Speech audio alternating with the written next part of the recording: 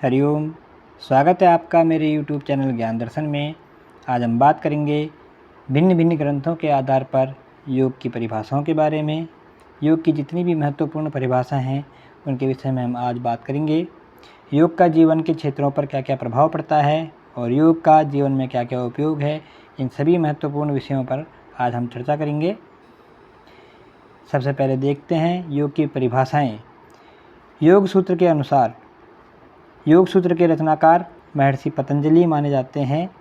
योग सूत्र योग जगत का सर्वमान्य ग्रंथ है। योगस चित्त वृत्ति निरोधा, इस ग्रंथ में कहा है कि चित्त की वृत्तियों का निरोध योग कहलाता है। अर्थात जो भी आपके मन में जो भी विचार चलते हैं उन सभी विचारों का, उन वृत्तियों का निरोध करना योग कहलाता है।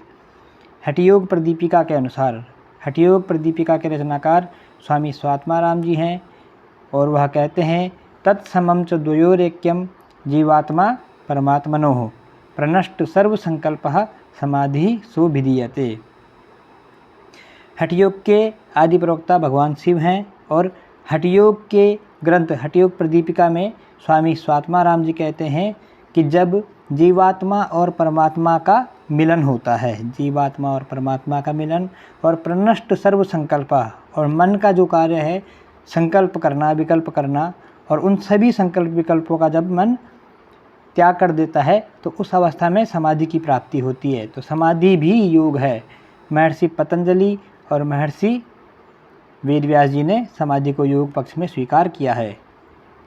इस अनुसार हम जानते हैं कि जीवात्मा और परमात्मा के मिलन की संज्ञा योग कहलाती है और सभी संकल्पों के नाश होने पर समाधि की अवस्था प्राप्त होती है, जो कि योग पक्ष में मानी जाती है।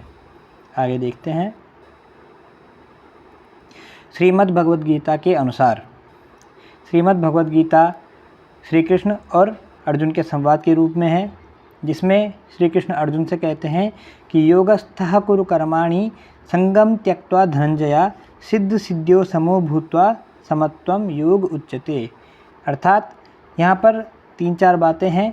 योगस्थः कुरु कर्माणि, अर्थात योग में आरूढ़ होकर कर्म को करो। संगम त्यक्त्वा धनंजया, और संग का अर्थ है आसक्ति, किसी भी कर्म के प्रति लगाव आसक्ति कहलाती है। तो उस आसक्ति का त्याग करना योग कहलाता है।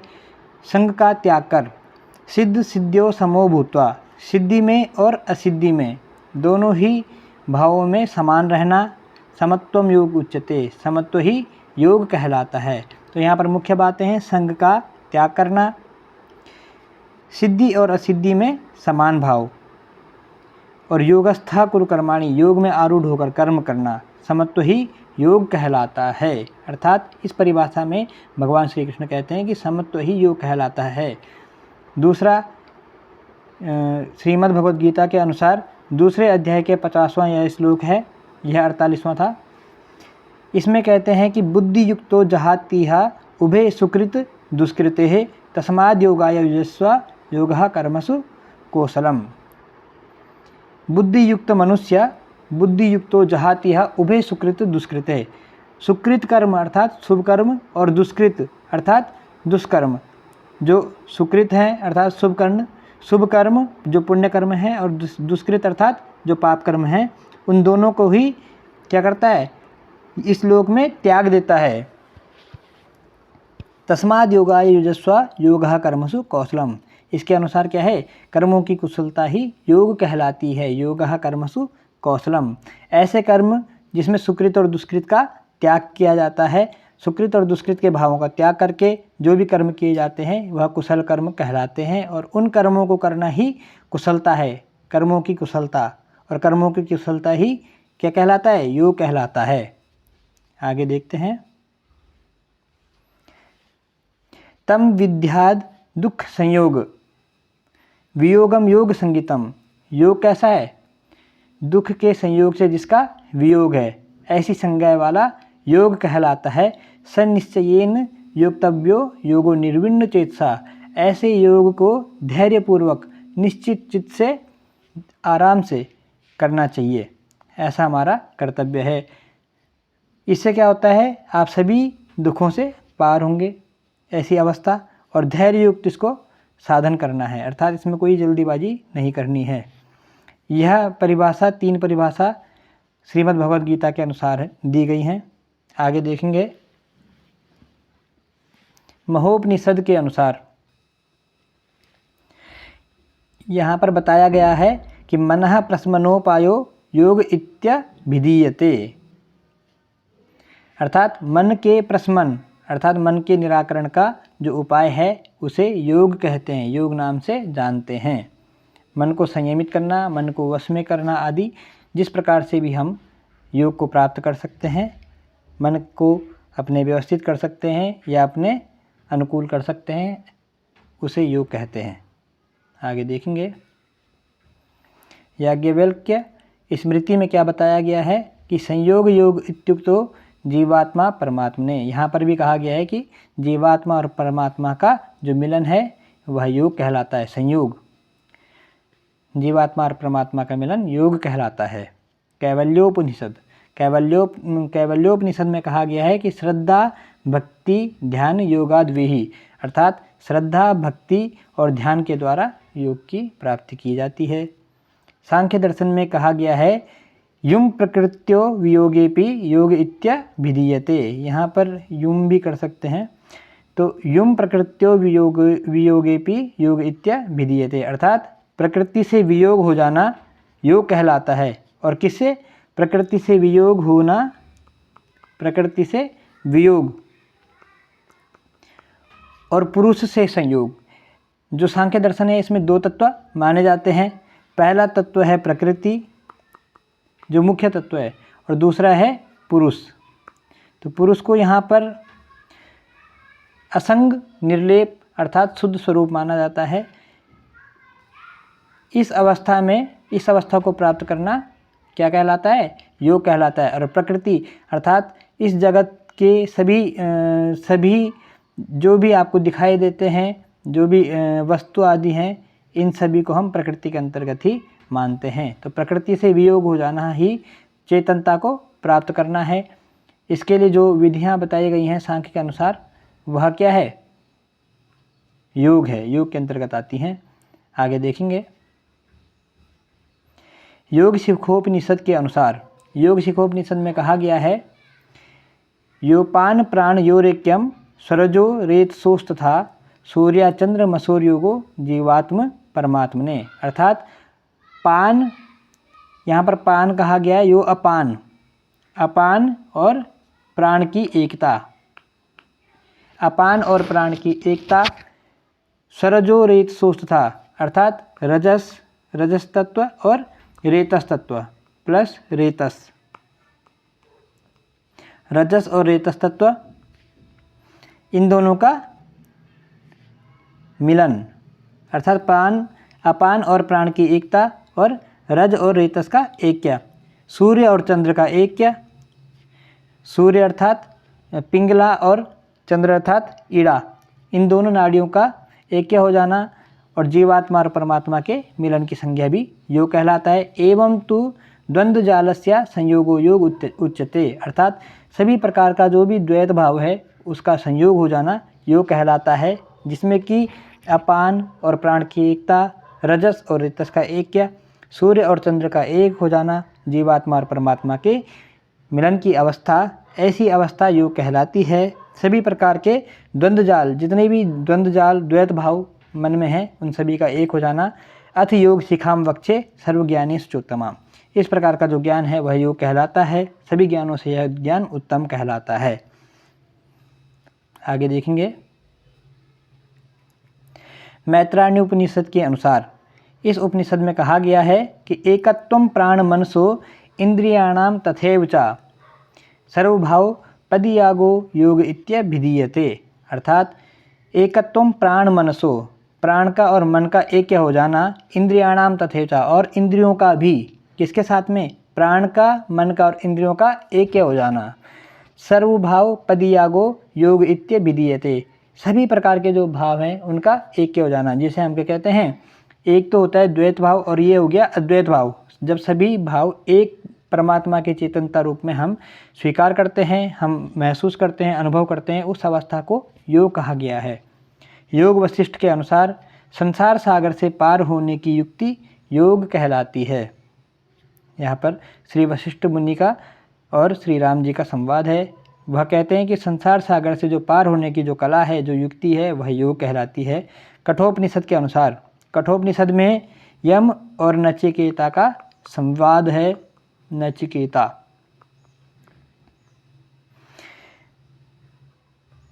यहाँ पर यम कहते हैं कि यदा पंचावतिष्ठन्ते ज्ञानानि मनसा सह बुद्धिश्च न विचेष्टति तमाहु परमाम गतिम।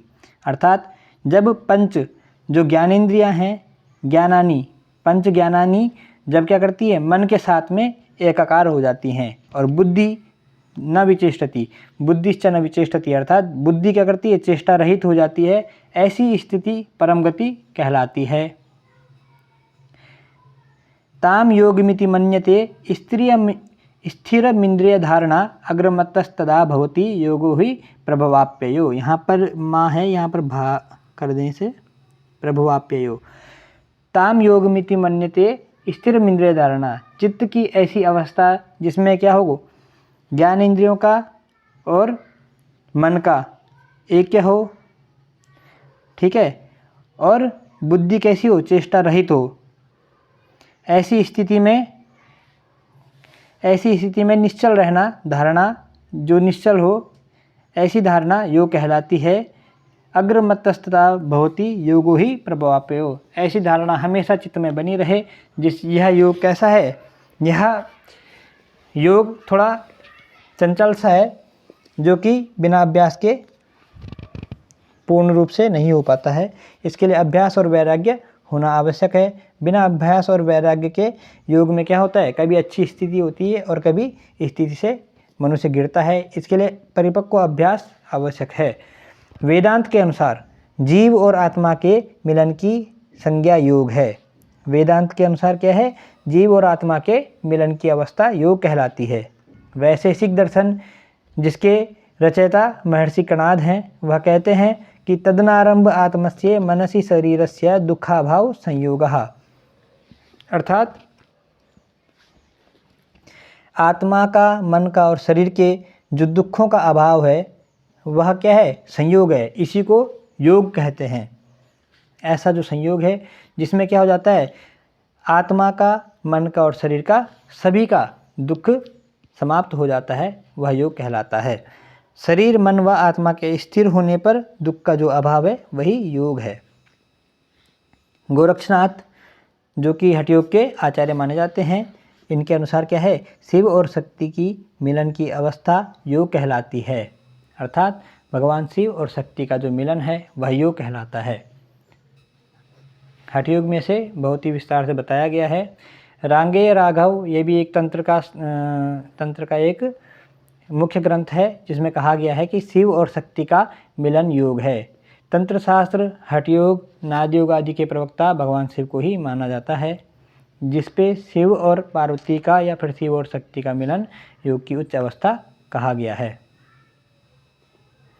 आगे देखिए, गुरु ग्रंथ साहिब के अनुसार निष्काम कर्म करने से ही सच्चे धर्म का पालन है, यही योग है। तो इन बातों से हम जानते हैं कि योग कितना प्राचीन है और योग की सर्वमान्यता सभी लोगों ने स्वीकार की है। तो निष्काम कर्म, जिसे कि श्रीमद् भगवद गीता में भी अच्छे से बताया जाता है, निष्काम कर्म या फिर योग सूत्र के अनुसार अकर्म, यह सभी अवस्था क्या है, सच्चे धर्म का पालन, ये योग की अवस्थाएं कही गई हैं। योग युक्त कर्म इन्हें कहा जाता है। स्वामी विवेकानंद जी के अनुसार योग का अर्थ है मनुष्य और ईश्वर को जोड़ने की पद्धति। महर्षि अरविंद जी कहते हैं, अपने स्वरूप को जान लेना अर्थात अपने आप से जुड़ना ही योग है। यहाँ पर जोड़ना है, ये जुड़ना कर देंगे इसे, अपने आप से जोड़ना ही योग है। विनोबा भावे के अनुसार जीवन के सिद्धांतों को व्यवहार में लाने की जो कला है, जो युक्ति है, वह योग है।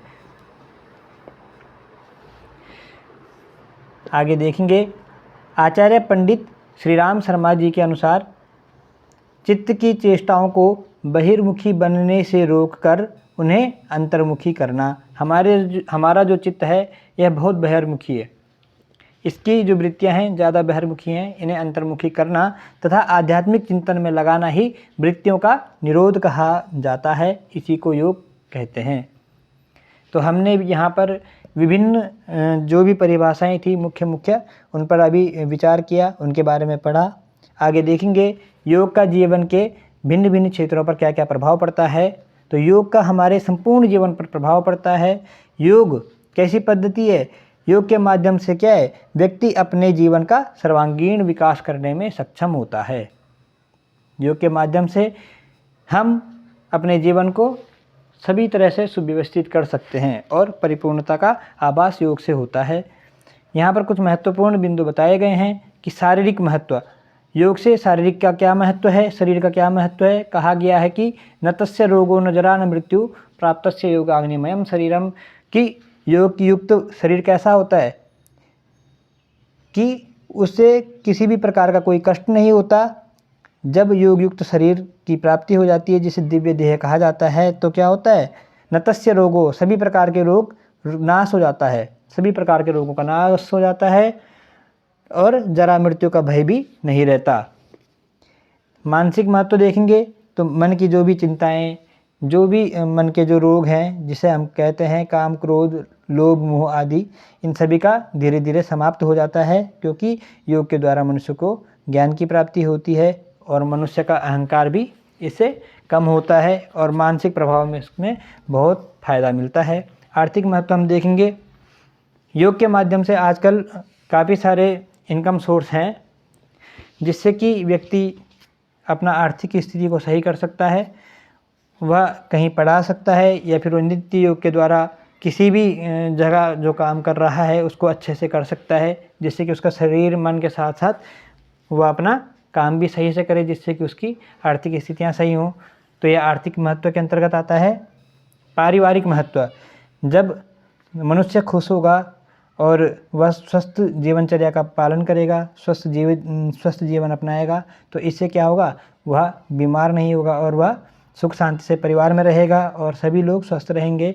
तो ऐसा जो योग है उससे क्या होता है, परिवार में खुशहाली रहती है। तो पारिवारिक महत्व भी योग का बहुत है। सामाजिक महत्व, एक स्वस्थ व्यक्ति ही स्वस्थ समाज का निर्माण करता है। तो इस प्रकार से अगर देखें तो सामाजिक महत्व के अनुकूल भी योग से बहुत ज़्यादा फायदे हैं। और नैतिक महत्व, योग में तो नैतिक महत्व का विशेष वर्णन दिया गया है। यम और नियम को योग की प्रारंभिक सीढ़ियाँ बताया जाता है। योग से व्यक्ति के नैतिक जीवन पर बहुत अधिक प्रभाव पड़ता है और वह सुव्यवस्थित जीवन को जीता है। इस प्रकार से योग के हमने अभी भिन्न भिन्न क्षेत्रों पर जो भी प्रभाव पड़ते हैं उन्हें देखा। अब योग के जीवन में क्या क्या उपयोगिता हैं ये तो आप सभी लोग जानते हैं, परंतु फिर भी देख लेते हैं कि योग मार्ग पर चलता हुआ मनुष्य शारीरिक मानसिक व आध्यात्मिक तौर से उन्नति कर समस्त जीवन को अर्थपूर्ण करता हुआ क्या करता है, जीवन को सफल बनाता है। अर्थात वह आध्यात्मिक तौर से इस प्रकार से उन्नति करता है जिससे कि उसका जो जीवन है केवल पैसा कमाने या फिर सुख सुविधाओं से या फिर भोग विलास से ही थोड़ा ऊपर उठ जाता है, जिस कारण वह अपने जीवन में कुछ भी जो पाना चाहता है या फिर जीवन को एक आकार देना चाहता है, जीवन की जो उच्चतम लक्ष्य हैं उनकी वह प्राप्ति कर सकता है, जीवन को सफल बनाता है। योग आत्मोन्नति का सर्वश्रेष्ठ मार्ग है। योग जीवन की अमूल्य धरोहर है। योग के माध्यम से जीवन के सारे संदेहों का निवारण हो जाता है। योग मार्ग पर चलकर मनुष्य क्या करता है, परम शांति का अनुभव करता है। आज का जो समय है वह योग युग के नाम से जाना जाता है। क्यों? क्योंकि जो प्राचीन समयों में जो योग विद्या थी वह गुप्त विद्या, रहस्य विद्या आदि के नाम से जानी जाती थी, क्योंकि इसका ज्ञान हर किसी को नहीं दिया जाता था। इसका ज्ञान केवल कुछ साधुओं के पास ही होता था, किंतु आज के समय में योग का ज्ञान सभी लोगों के पास है।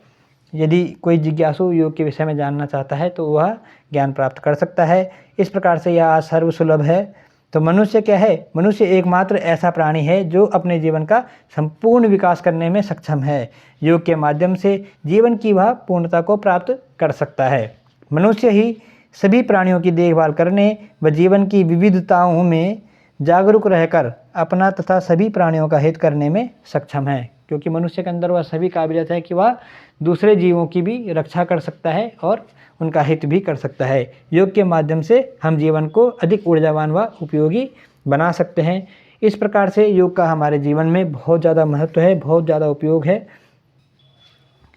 तो योग युक्त जीवन ही जीवन कहलाने के योग्य है, क्योंकि योग के माध्यम से मनुष्य शारीरिक, मानसिक और आध्यात्मिक तीनों तरह से अपने आप को परिपक्व करता है, अपनी जीवन की पूर्णता को प्राप्त करता है। आज हमने योग की महत्वपूर्ण परिभाषाओं को जाना, जो कि विभिन्न ग्रंथों में दी गई हैं। मिलते हैं अगली वीडियो में। नमस्कार।